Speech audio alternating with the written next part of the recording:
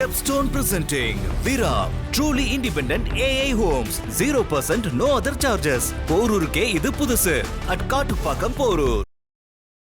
அந்த தேர்தலில் வேட்பாளர் நிறுத்த பார்த்தீங்கன்னா மக்கள் வந்தாங்க. அதில் மொத்த களம் இறக்குனது 1350 பேர். ஆனால் கடைசியில் களத்தில் நின்னது 1032 பேர். தேர்தல் ஆணையம் தேர்தல் நடத்த முடியல. வாக்குப்பட்டியை பொறுத்த அளவில் ஒரு சீமெண்ணெய் பேரல் மாதிரி பேரல் இருக்கும் இல்லைங்க, இவ்வளோ உயரம், அதுதான் வாக்குப்பட்டி.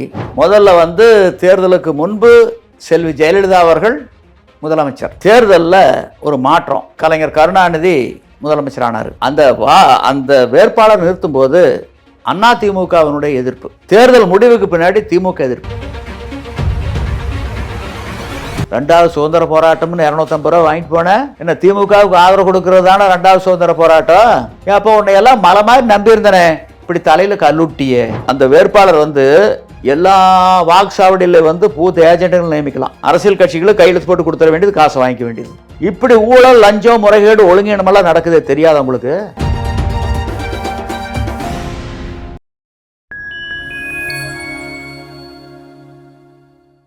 ஃபைன் டைம் வாய்ஸ் நேயர்களுக்கு வணக்கம். நான் உங்கள் சங்கீத் குஹன். நம்ம சிறப்பு நிகழ்ச்சியில் நம்ம இணைந்திருக்கிறார் தமிழ்நாடு விவசாய சங்கங்களின் கூட்டமைப்பினுடைய மாநில பொதுச் செயலாளர் மதிப்பிற்குரிய திரு நலசாமி அவர். வணக்கம்.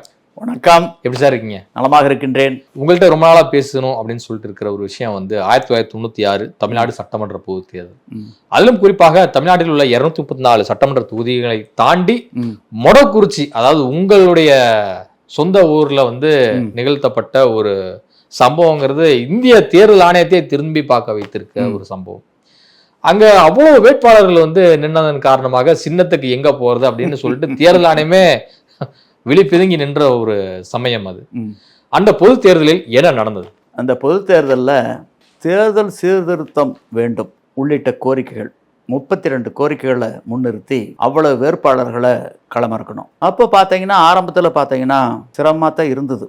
இருந்தாலுமே நாங்கள் செஞ்சோம். தமிழ்நாடு விவசாய சங்கங்களின் கூட்டமைப்பினுடைய சார்பில் அவ்வளவு வேட்பாளர்களை அந்த தொகுதியில் களமிறக்கணும். அந்த நேரத்தில் மக்கள் மத்தியில் கொஞ்சம் கொந்தளிப்பு இருந்தது. உங்கள் சங்கத்து மேலே இல்லை, ஆட்சியாளர்கள் மேலே. அந்த கொந்தளிப்பினுடைய வெளிப்பாடு தான் இத்தனை பேர்த்து நிறுத்தணும். தேர்தல் சீர்திருத்தம்ங்கிறது காலத்தினுடைய கட்டாயம். அப்போ தேர்தல் ஆணையாளராக டிஎன் சேஷன் இருந்தார்.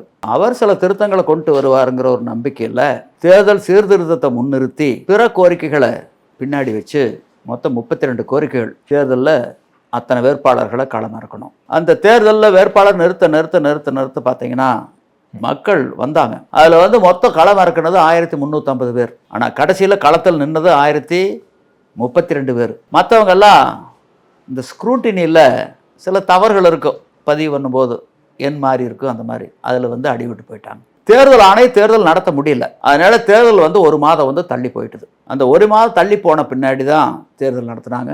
தேர்தல் வாக்குப்பட்டியை பொறுத்த அளவில் ஒரு சீமெண்ணெய் பேரல் மாதிரி பேரல் இருக்கும் இல்லைங்க, இவ்வளோ உயரம், அதுதான் வாக்குப்பட்டி. வாக்கு சீட்டுங்கிறது ஒரு புத்தகம். அதில் பார்த்தீங்கன்னா சின்னங்களுக்கு அவங்களுக்கு தட்டுப்பாடு. எவ்வளோ பெரிய புத்தகமாக இருந்துச்சு அது? இவ்வளோ புத்தகம் இருந்தது. இல்லை, ஹைட்டு கேட்குறேன். ஹைட்டு இப்படி இருந்தது. அந்த புத்தகம் தான் வாக்கு சீட்டு. சின்னங்களுக்கு தட்டுப்பாடு, 1 பேனா 2 பேனா 3 பேனா, இந்த மாதிரி சின்னம், 1 கரண்டி 2 கரண்டி 3 கரண்டி, இப்படி எல்லாம் வச்சு எப்படியோ தேர்தலை நடத்திட்டார் டிஎன் சேஷன். இந்த 1 மாத இடைவெளி, அந்த இடைவெளியும் போது என்ன ஆச்சுன்னா, என்னை பொறுத்தளவில் யாரு தன்னுடைய வேட்பு மனுவை திரும்ப பெறக்கூடாது, அதில் உறுதியாக இருந்தாங்க.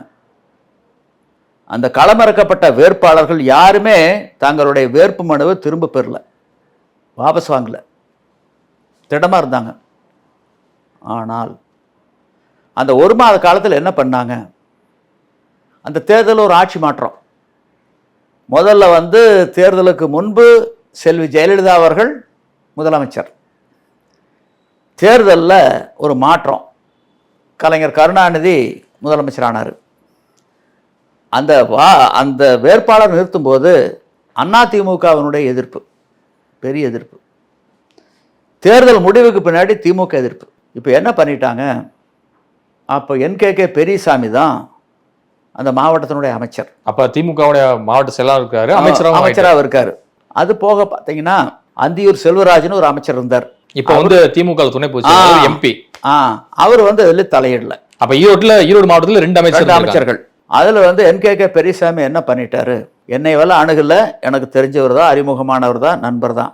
அவர் வந்து தேர்தலுக்கு முன்னாடி அந்த வேட்பாளர் நிறுத்த அவருக்கு ஒரு கொண்டாட்டம். அந்த தொகுதியில சுப்புலட்சுமி இந்த அம்மா நின்னாங்க. அந்த சுப்புலட்சுமி நின்னதுனால தேர்தல் தள்ளி போச்சுன்னா இவருக்கு ஒரு வாய்ப்பு அமைச்சராக இருக்கு. அந்த அம்மா 10-11 ஜெயிச்சிருந்தாங்கன்னா இவருக்கு போட்டியா வந்திருப்பாங்கல்ல. அதனால ஒரு போட்டி இல்லைன்னு சொல்லி அவருக்கு ஒரு சந்தோஷம். அவரு அமைச்சர் ஆயிட்டார். அப்புறம் அமைச்சராயிட்டார். அமைச்சரான பின்னாடி அதாவது விவசாய சங்கத்துல ஒரு 5 பேர்த்து அடையாளம் கண்டு அந்த 5 பேர்த்துக்கு பதிவு பண்ணி கொடுக்குறாரு. ரயிலில் சென்னை போறக்கு போய் திமுகவுக்கு ஆதரவு கொடுங்க அப்படின்னு. இந்த நிறுத்தியிருக்கக்கூடிய வேட்பாளர்கள் இந்த கூட்டமைப்பின் சார்பில் நாங்கள் திமுகவுக்கு ஆதரவு கொடுக்குறோம் இந்த தேர்தலில் அப்படின்னு சொல்லி ஏற்பாடு பண்ணி இந்த 5 பேர் பார்த்தீங்கன்னா இதில் ₹1 பணமும் போடல. நான் கைமாத்து அது இது வாங்கி போட்டிருக்கிறேன். எல்லாம் நீங்கள் பண்ணதுதான். எல்லாம் நான் தான் பண்ணேன். அந்த பணம் முதல் கொண்டு ஒருத்தர்கிட்ட வந்து ஒரு 2 லட்ச ரூபா வாங்கியிருந்தேன். அப்போ 96ல் 2 லட்சம். 96ல் 2 லட்சம். அப்போ அந்த தேர்தல் முடிஞ்ச பின்னாடி ஒரு மாதம் நான் கழிச்சு தான் அவருக்கு வந்து மஞ்சள் இருந்தது. அந்த மஞ்சளை விற்று அவருக்கு அந்த கைமாத்து வாங்கினது கொடுத்தேன். அது அன்னைக்கு ஒரு கீழ்பவானி பாசனத்தில் ஒரு 20 ஏக்கர் வாங்கியிருக்கலாம். அந்த இழந்த தொகை இருந்திருந்தா 20 ஏக்கர் வாங்கியிருக்கலாம். அதை நீங்கள் 96 காலகட்டம் 96ல் 20 ஏக்கர் வாங்கியிருக்கலாம். நீ பல கோடிக்கு அதிபதியாக இருந்திருப்பீங்க. அது போகுது விடுங்க. இப்போ என்ன கோடி, கடைசியில் ஒரே கோடி தான் போடுவாங்க. அரங்கான கைட்டு கூட அது தெரிஞ்சிருவாங்க. அப்புறம் என்ன ஆச்சு, இவங்க 5 பேர் வந்து இவர் பதிவு பண்ணி கொடுக்குறாரு. ரயிலில் போய் அங்கே இறங்குறாரு. 5 பேர் இறங்கின உடனே ஆற்காடு வீராசாமி மின்சாரத்துறை அமைச்சர் அவர் வந்து அழைச்சிக்கிட்டு போகிறார். ரயில் நிலையத்துக்கு வந்து அழைச்சிக்கிட்டு போகிறார் 5 பேர்த்த. கலைஞருடைய இல்லத்துக்கு கோபாலபுரத்துக்கு. அங்கே ஒரு கூட்டம் நிற்கிது. உடனே இங்கே சந்திக்கிறது கொஞ்சம் சிறப்பாக இருக்காது, நீங்கள் கோட்டைக்கு வாங்க, கோட்டையில் சந்திக்கலான்னு சொல்லி கோட்டைக்கு அழைச்சிக்கிட்டு போயிடுறாங்க. அங்கே இன்னொரு கூட்டம் காத்திருக்குது அடகு வைக்கிறதுக்கு.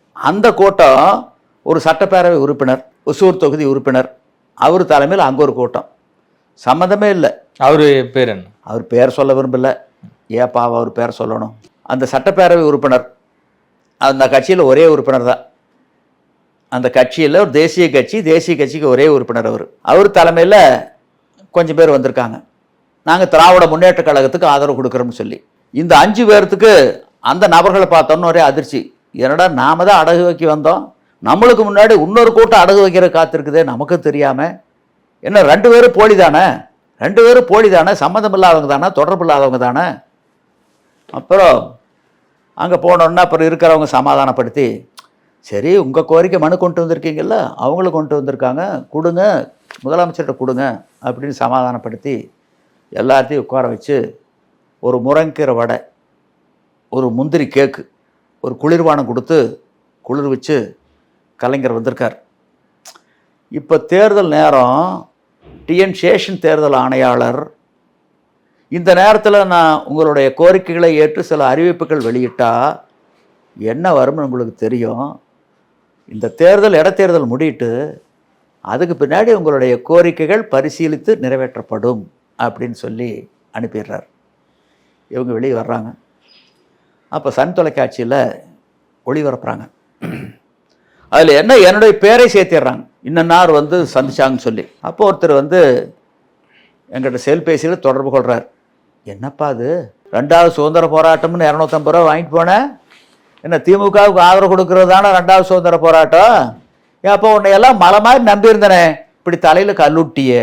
நான் போகலைங்க. யாரெல்லாம் போனான்? இன்னாரெல்லாம் போனாங்க. ஏய் அவன் எங்கிட்ட பணத்துக்கு வரலையே, நீதாயா வந்த, நீதானே வந்த, நீதானே வாங்கிட்டு போன, நீதானே பொறுப்பு. இல்லைங்க என்னை மீறி போயிட்டாங்க. அப்படிப்பட்ட ஆட்களே பின்னாடி வச்சிருக்கிற, அதுக்கு நானா பொறுப்பு? சரி உன்னுடைய பேரை சொன்னாங்க, ஆனால் அந்த படத்தில் உன்னுடைய தலை காணா, நீ எந்த இடத்துல ஒளிஞ்சிருந்த? நான் போகவே இல்லை, எப்படிங்க தலை தெரியும்? நடந்ததெல்லாம் எனக்கு தெரியும், ஒழுங்கா இரு. ஏடா அவன் 5 பேர் போய் அடகு வச்சான்னு சொல்கிறையல்ல, அந்த 5 பேர் அங்கே அடகு வச்சுட்டு ரயில் ஏறி ஈரோடு வந்து இறங்கும் போது இந்த 5 பேர்த்தையும் வெட்டுற மாதிரி இருந்திருந்தா, இந்த 5 பேர்த்து தலை ரயில்வே ஸ்டேஷனில் உருள்ற மாதிரி இருந்திருந்தா இந்த 5 பேர் போயிருப்பானுங்களா? அந்த துணிச்சல் தகுதி உனக்கு இருக்குதா? என்ன மயிருக்குன்னு எக்காலமாக கேட்குறாரு கெட்ட கெட்ட வார்த்தையா. மன்னிச்சுக்குன்னு சொல்கிறத தவிர வழியே கிடையாது. உங்களுக்கு அந்த மாதிரி ஒரு தர்ம சங்கடமாக ஒரு நாள பணத்தையும் செலவு பண்ணி அத்தனை பேர் உங்களை நச்சரிக்கிறாங்க. கேட்பாங்கல்ல. நான் 2 மாதம் எங்கேயும் போகல, வீட்டு எங்கேயும் போகல. இந்த அடகு வச்சுட்டு வந்த சண்டாளர்கள் வர்றாங்க.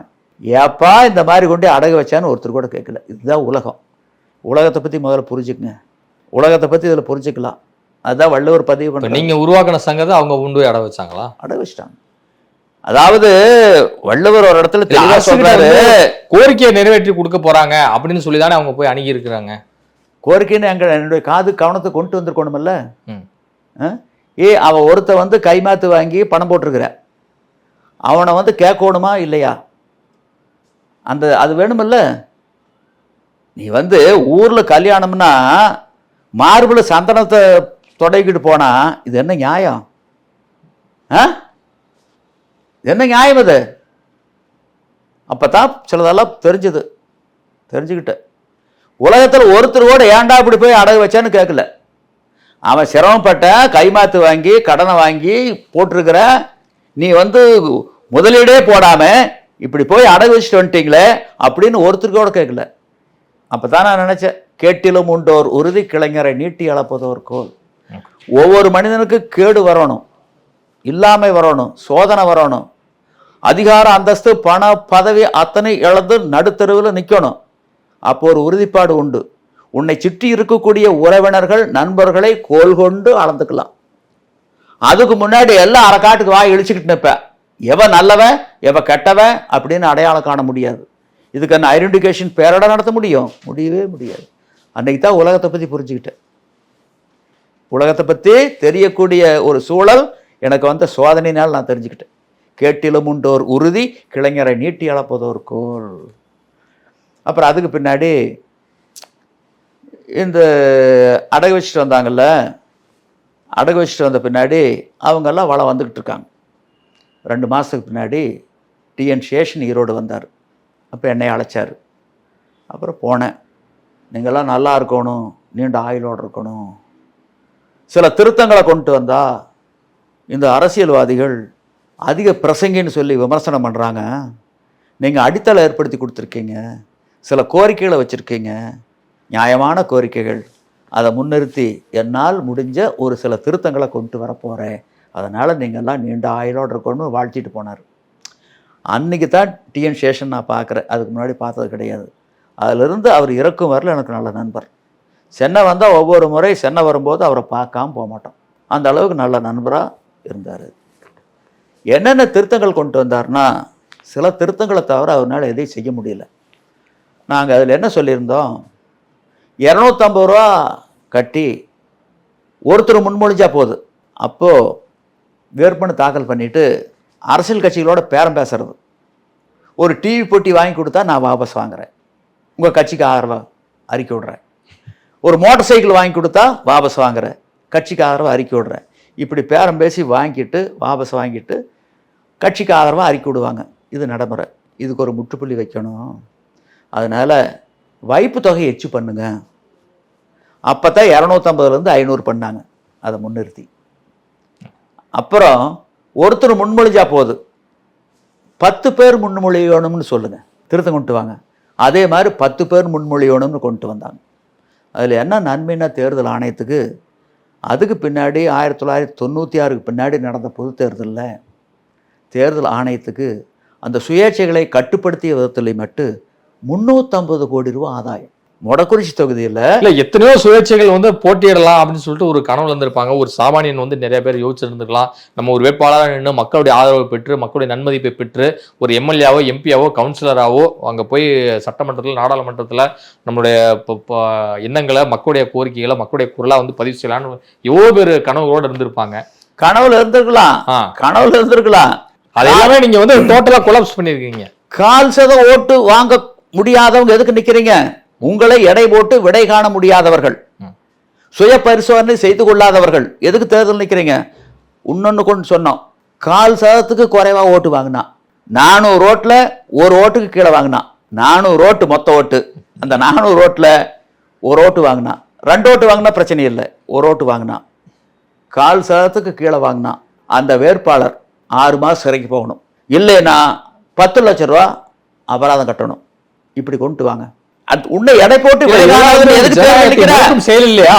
இருங்க, உன்னை எடை போட்டு விடை காணாதவன் 400 ரோட்ல ஒரு ரோட்டு கூட வரான்னு தெரிஞ்சு ஏன் நிக்கிற? மக்கள் நாடி முடிச்சு பார்க்க தெரியாதவ வைத்தியம் பண்ண எப்படி இருக்கு? உனக்கே ஒன்றும் தெரியாது. 400 ரோட்ல ஒரு ரோட்டு கூட வாங்கக்கூடிய சக்தி இல்லாதவ எதுக்கு தேர்தல் நின்று கேவலப்படுற, அசிங்கப்படுற, அவமானப்படுற? உன்னை எடை போட்டு விடை காண தெரியாதா? உன்னை சுயபரிசோதனை செய்து கொள்ள தெரியாதா? ஏங்க இது மக்களாட்சி நாடுங்க. யாருதான் நிக்கலாம். அதுக்காக அரசாங்கம் நட்டப்பட்டுக்கிட்டே போனா கடைசியில் என்ன ஆகும்? நாடு திவாலாகும். இப்படியே ஒவ்வொன்னா இழந்து என்ன ஆகும்? தலையில வந்து உங்க தலைமாறு முடி இருந்தது, இப்ப பாருங்க ஒவ்வொன்னா தான் முடி போச்சு, கடைசியில சொட்டை ஆயிட்டுது. அந்த மாதிரி நாடு முடிஞ்சு போயிரு. இப்படியே பண்ணிட்டு இருந்தா பாருங்க. இல்ல கட்சிகள் மட்டும் தான் போட்டிடணுமா? ஏன் சுயேட்சைகள் யாருமே போட்டியிடக்கூடாது? போட்டிடலாம். நீங்க 400 ரோட்ல ஒரு ரோட்டு வாங்கக்கூடிய தகுதி இல்லாதவன் எதுக்கு போட்டி போடுற? உன்னை சுயபரிசோதனை செய்து கொள்ள உனக்கு தெரியாதா? இல்ல எடை போட்டு விடை காண தெரியாதா? அந்த அருகதை இல்லாத நீ எதுக்கு போட்டி போடுற? அது ஒண்ணு வேணுமில்ல. நேரத்தை வீணடிக்கிறக்கா? இல்ல அரசாங்கத்துக்கு நட்டத்தை ஏற்படுத்திருக்கா? ஒரு புரிதல். நீ அப்படி போட்டி போட்டு ஜெயிச்சு இதை கணிக்க முடியாத நீ ஒரு சட்டப்பேரவை போய் நாடாளுமன்றம் போய் என்னத்தை பண்ண போற? இந்த அடிப்படை அறிவே இல்லாத நீ அங்க போய் என்ன பண்ண போற? அப்புறம் ஒண்ணு சொன்னோம், என்னன்னா ஒன்றுக்கு மேற்பட்ட தொகுதிகளில் நின்று ஒன்றுக்கு மேற்பட்ட தொகுதிகளில் வெற்றி பெற்று ஏதாவது ஒரு தொகுதியை தக்க வைத்துக் கொண்டு மற்ற தொகுதிகளை ராஜினாமா செய்வதன் மூலம் வரக்கூடிய இடைத்தேர்தல்களுக்கு உண்டான செலவினை அந்த வேட்பாளரோ அல்லது அவருடைய கட்சியோ ஏற்க வேண்டும். அப்படி ஒரு திருத்தம் கொண்டு வந்திருந்தா இன்னைக்கு ராகுல் காந்தி 2 தொகுதியில் போட்டிட்டு இருப்பாரா?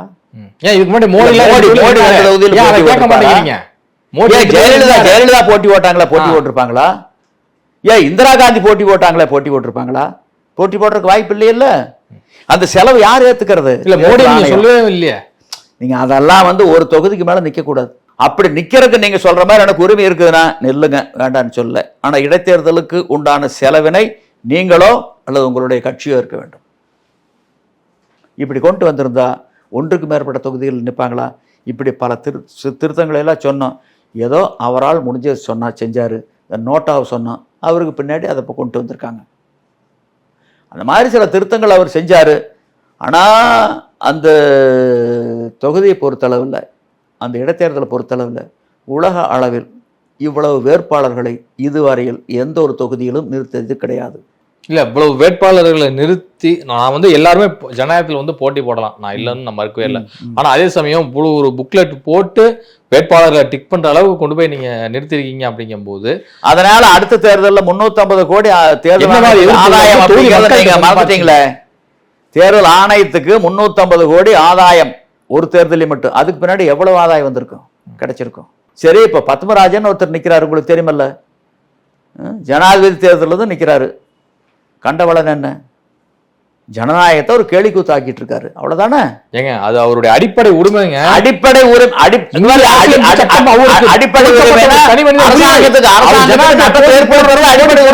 அவருடைய விருப்பம். அரசாங்கத்துக்கு நட்டத்தை ஏற்படுத்துவது அடிப்படை உரிமையா? அரசாங்கத்துக்கு நட்டத்தை ஏற்படுத்துவது அடிப்படை உரிமையா? மக்கள் வரி பணத்தை வீணடிப்பது அரசியல் அடிப்படை உரிமையா? என்னது?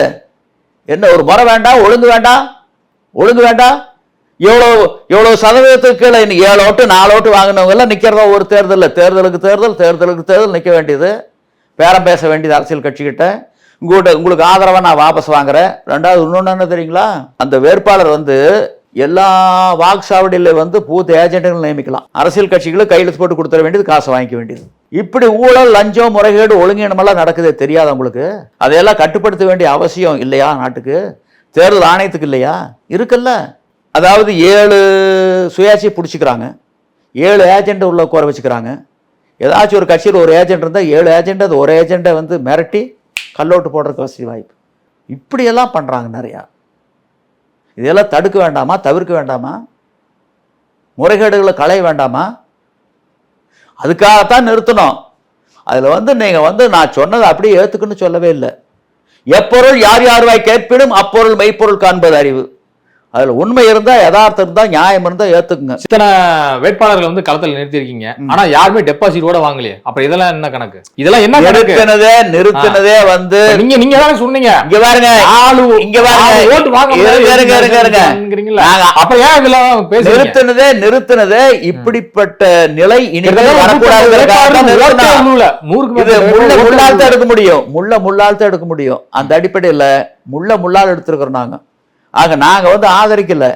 அதாவது 4 ஓட்டு 7 ஓட்டு சைபர் ஓட்டுல ஓட்டே வாங்காதவர்கள் இருந்தாங்க. அவங்களே தங்களுக்கு ஓட்டு போட்டுக்கல. அப்படிப்பட்ட வேட்பாளர்கள் உண்டு. இருந்தாலும் ஏன் நிறுத்தணும்னா இதுக்கு ஒரு முற்றுப்புள்ளி வைக்கணுங்கிறக்காகத்தான்.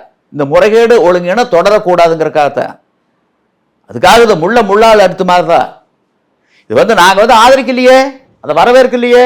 இப்படிப்பட்ட ஒழுங்கீன இனிமேலும் நடக்கக்கூடாது, அதுக்காக செஞ்சதுதான், வேற ஒன்றும் இல்லை. வேற இதை பொறுத்தளவில் வந்து எப்பொருள் யார் யார்வாய் கேட்பினும் அப்பொருள் மெய்ப்பொருள் காண்பது அறிவு. யார் சொன்னாலும், வள்ளுவர் என்ன சொல்றாரு?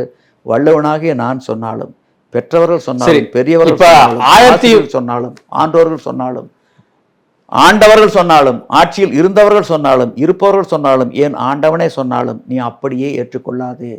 அதில் இருக்கக்கூடிய உண்மையை அறிந்து தெரிந்து தெளிந்து புரிந்து கொள்ளுவதை கொள்ளு, தள்ளுவதை தள்ளு, அதுதாண்டா பகுத்தறிவுனாரு. அந்த அடிப்படையில், பகுத்தறிவின் அடிப்படையில் தேர்தல் ஆணையம் இதை விவாத பொருளாக்கி திருத்தங்கள் கொண்டு வரணும். நாங்கள் அப்படி ஏற்றுக்குன்னு சொல்லவே இல்லையே.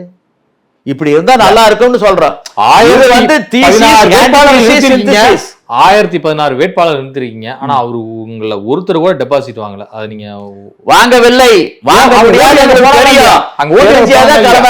தெரிஞ்சாதான் களமிறக்கிறோம். நாங்க ஏமாந்து போகல. இது வந்து எப்படின்னா அரசனுடைய பார்வையை, குறிப்பா தேர்தல் ஆணையத்தினுடைய பார்வையை ஈர்க்கணும். அப்படி ஈர்த்ததுனாலதான் அந்த திருத்தங்கள் கொண்டு வர முடிஞ்சது. ஏன் டிஎன் சேஷன் நீங்கெல்லாம் நீண்ட ஆயுளோட இருக்கணும்னு வாழ்த்திட்டு போறாரு? ஏன் வாழ்த்திட்டு போறாரு? திருத்தங்கள் கொண்டு வர்றதுனால தான் வாழ்த்திட்டு போனார்.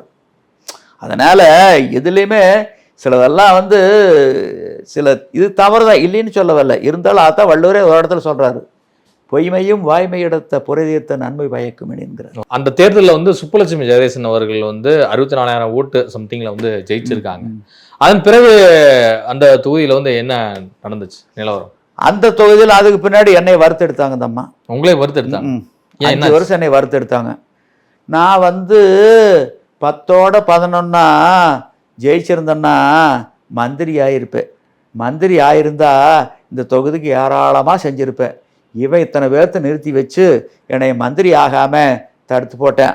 அதனால மக்களுக்கு தான் நன்மை செய்ய முடியல அப்படின்னு சொல்லி என் மேலே பழியை சுமத்தி 5 வருஷம் வறுத்து எடுத்துட்டாங்க. அதான் என்ன வறுத்து எடுத்தாங்கன்னு கேட்டேன். நான் மந்திரி ஆயிருப்பேன். மந்திரி ஆயிருந்தா தொகுதிக்கு ஏராளமாக செஞ்சிருப்பேன். அத்தனை வேட்பாளர் நிறுத்தினதுனால நான் மந்திரி ஆக முடியல. நான் 10ஓட 11 மந்திரி ஆயிருந்தேன்னா நான் மந்திரி ஆயிருப்பேன். இப்போ மந்திரி ஆக முடியல. அது காரணம் இவன் தான் அப்படின்னு இந்த அம்மா வந்து 5 வருஷம் என்னை வறுத்து எடுத்துட்டாங்க, என் மேலே பழி போட்டு. இந்த தேர்தல் ஆணையத்துக்கு அரசுக்கு இவ்வளவு வந்து ஆதாயம் கிடைச்சிருக்கு அப்படிங்கிறதையெல்லாம் யாரும் சிந்திக்க தயாராக இல்லை. அவங்களுடைய சுயநலம், அதனுடைய வெளிப்பாடு இந்த அம்மா அந்த மாதிரி சொன்னாங்க. இதை பொறுத்தளவில், என்னை பொறுத்தளவில் வந்து இப்போ 5 பேர் அடகு வச்சவங்களில் 4 பேர் இல்லை, இறந்துட்டாங்க. இன்னும் ஒருத்தர் மட்டும் இருக்காரு. அவர் தானே அமைப்பு வச்சிருக்காரு. அமைப்பு வச்சிருக்காரோ இல்லையே, இருக்காரு. ஆனால் இது வந்து நான் அப்போ தான் நினச்சேன், வாழ்வோல் பகைவரை அஞ்சற்க, அஞ்சுக கேள்வோல் பகைவர் தொடர்பு. வாழ் மாதிரி வேல் மாதிரி வெளிப்படையாக தெரியக்கூடிய பகைவனை கண்டு நீ அச்சம் கொள்ளாதே. அவர்களால் ஆபத்து வந்தாலும் தெரிந்துதான் வரும், நீ சமாளித்து கொள்ளலாம். அதே நேரத்தில் உற்பகையஞ்சி தற்காக்க உலைவெடுத்து மற்பகையன் மானம் தொறும். உள்பகையை நண்பன் போல் இருக்கக்கூடிய பகவனை அடையாளம் கண்டு நீ உன்னை பாதுகாத்துக்கொள். அப்படி பாதுகாத்து கொள்ள தவறினால் மற்பகையின் மானம் தொறும். கிராமங்களில் மண்பாண்டம் செய்வாங்க. மண்பாண்டம் செய்கிறவங்க ஒரு சக்கரத்தினுடைய அதன் பிறகு நிறைவேற்றப்பட்டதா இருங்க, இல்ல விவசாய சங்கங்கள் களிமண்ணை வச்சு சக்கரத்தை சுத்தி விட்டு அந்த களிமண்ணை அணைச்சிக்கிட்டே வருவாங்க.